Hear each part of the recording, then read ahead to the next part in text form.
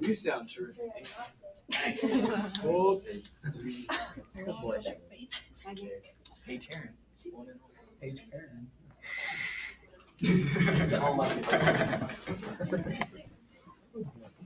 Show yourself there. That was nice. Self-reaction. All right. You're good. Paradoxically, the outcome of the presidential election in the United States of America has been different from that of the popular vote on 4 separate occasions, as the LA Times points out on November 10th of 2016. The most recent being President-elect Donald Trump. Yes, this guy. So considering we've had 45 presidents and 4 of them have not been elected by the popular vote, this is actually, when we're taking into account like the ratio of it, it's actually a fairly high number. And the Electoral College was basically put in place to avoid guys like this being elected to the presidency. It was a way to suppress the voice of the popular majority, the unbeknownst to them, the voter that, unbeknownst to them, the candidate that does not actually have what they view as best for them in mind. So, because I was in AP Government last year. I'm in Speech and Debate. I have an interest in history and politics and in just why things work. I've studied the Electoral College with very much depth and a lot of time put into it because I think it's interesting, and we should know why someone that does not win the popular vote does get to the presidency regardless. So that's why you should really pay attention to Electoral College, because this is our president for the next 4 years, despite what the popular vote says. So, in today's speech, I'll be talking at my first point about what the Electoral College is and how it works. Then my second point of analysis, we'll look at how the Electoral College of today was formed with the 12th Amendment. Then my third point of analysis, we'll look at at what the causes were for the Electoral College being put in place, why it's not just a popular vote wins the presidential election.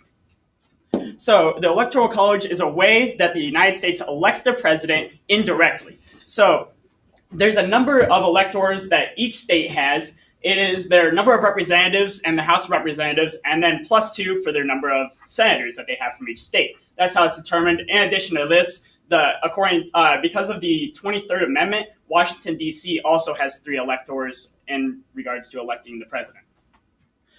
Most states have a winner-take-all system when it comes to this election. So what happens is the popular vote is cast, and then these delegates are assigned based on who wins the popular vote in the state itself. However, as the National Archives notes in 2016, Maine and Nebraska are the exception to this, as they have proportional voting, where Nebraska, so they have 5. It is proportional based on the popular vote, how many each candidate gets from the state. So it could be 3 and then 2 based on whatever the proportional vote is.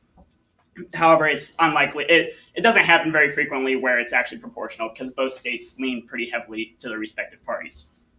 And then, so there are 538 delegates, and as I said, the 23rd Amendment added those 3, because if you do the math, there's 435 members of the House of Representatives, and then 100 senators, so that's 535 plus 3 for the District of Columbia.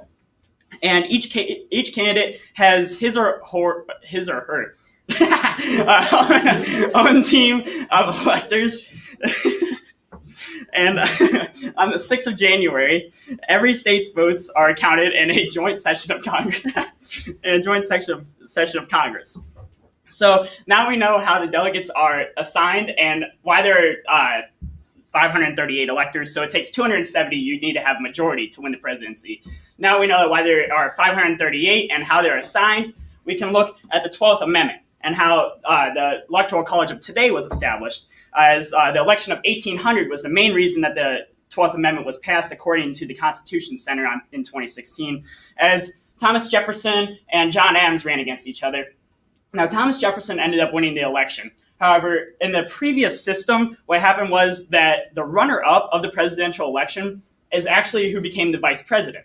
Now, John Adams had no chance. He didn't win at all. He did really poorly in the election. But Thomas Jefferson, who was a Democratic Republican, he ended up winning, but because it went to the House of Representatives. And it's because the Democratic Republican electors, they couldn't decide that it was a good idea to vote for the vice presidential candidate one less time than it was to, than Thomas Jefferson. They wanted Thomas Jefferson to become president. They wanted Aaron Burr to be his vice president. However, they voted for both of them the same amount of times. So it went to a tie. because there was no separation between the presidency and the vice presidency in the Electoral College at that point.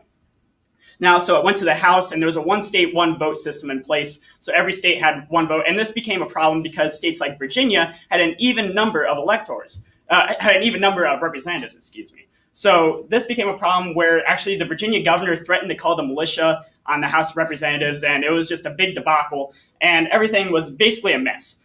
So the 12th Amendment was drafted. It resulted in the vice president and president of the United States having separate votes in the Electoral College. So a problem like this wouldn't occur again with Thomas Jefferson and Aaron Burr receiving the same amount of votes, even though that they were running basically on the same ticket together, even though it wasn't official at that point. Now, if a tie occurs, the president of the United States vote goes to the House, and then the vice president vote goes to the Senate. It's decided there instead of just in the House where they are deciding who's president and vice president at the same time. It makes things a lot less chaotic, and it keeps things much more organized. And that's why it is the way it is today. Now we go to why this was put in place. So this was the primary mode of transportation back in the 1700s. And you can see how this would be a problem when you're trying to tally up popular election results.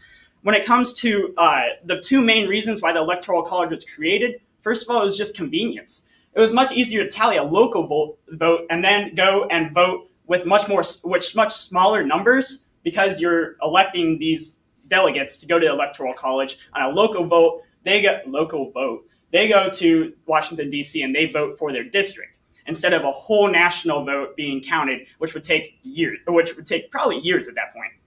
So they used this because of this transportation. It was much easier to just do a local vote and then make it smaller in the national level. In addition to this is where the check on the popular vote comes into place, because literacy rates were ridiculously low at this time. Also, people just weren't informed on issues that were going around the country because they didn't have wide access to newspapers, and if they did, they probably couldn't read them since literacy rates were so low. So this was a check on the popular vote because they didn't trust that they could make a correct decision when it came to electing the president of the United States of America.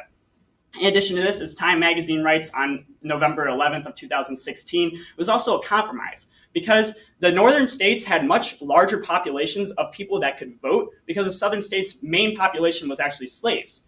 So the delegation that the northern states would have, they would have far more delegates going to Electoral College because they would have more votes. They would have more votes in a popular election than the southern states. However, the southern states would gain more votes with the 3/5 compromise because every slave was counted as 3/5 of a person.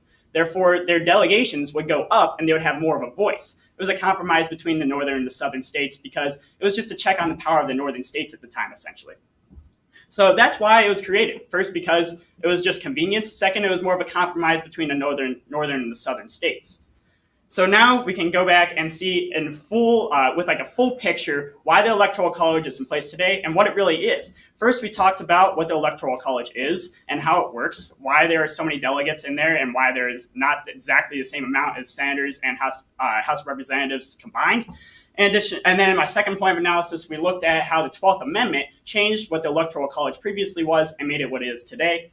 Then my third point and my final point, we looked at why this was created, because it made it much easier, and also it was just a compromise between the northern and southern states. So now you've seen why the Electoral College is in place and how it seems to be slightly outdated. Therefore, it is up to you to decide whether or not the Electoral College should stay in place today and whether Donald Trump is truly our president.